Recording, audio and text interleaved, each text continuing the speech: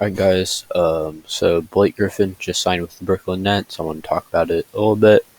Um, I guess there's not a whole ton to say.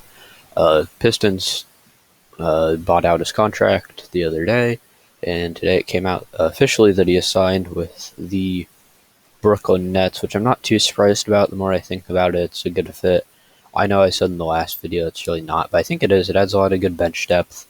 Um, Obviously, he's not going to help him out too much defensively, but I do think it adds a lot of very needed bench depth for the Brooklyn Nets. Um, Obviously, this happened over All-Star break. I'll probably have another video about the All-Star break tomorrow, but I wanted to go ahead and pump this out. Obviously, we got to remember Blake Griffin is not what he used to be at all. He's old. He's a ridiculously old for just being 31. He hasn't attempted a dunk since 2019, which I know I keep bringing up, but it's necessary to say, I feel. I was thinking about something. I saw a few tweets talking about it too. But imagine telling a Nets fan 5 years ago that in 5 years they would have James Harden, Kevin Durant, Kyrie Irving, Blake Griffin, and DeAndre Jordan. That's I don't even know what to say, man. That's ridiculous. Um,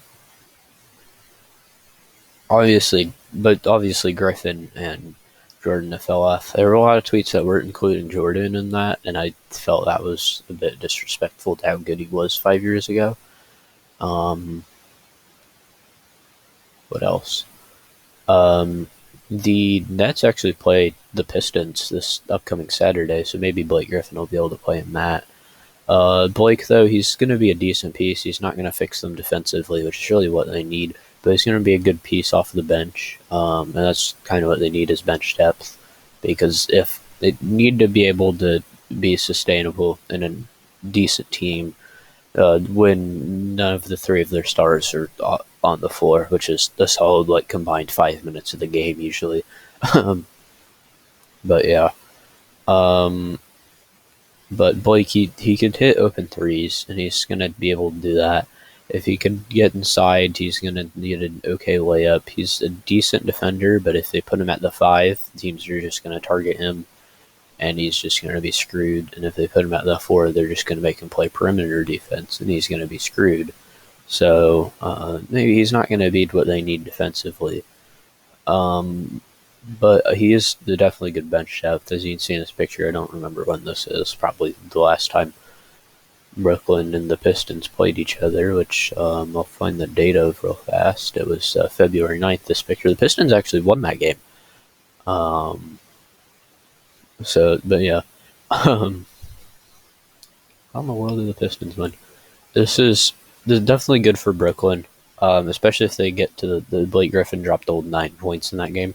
This is definitely good for Brooklyn, especially because Blake Griffin's kind of known as the LeBron stopper, so he's gonna just hopefully for them, I think what they want him to do when come finals time, which I think they'll be in at this point.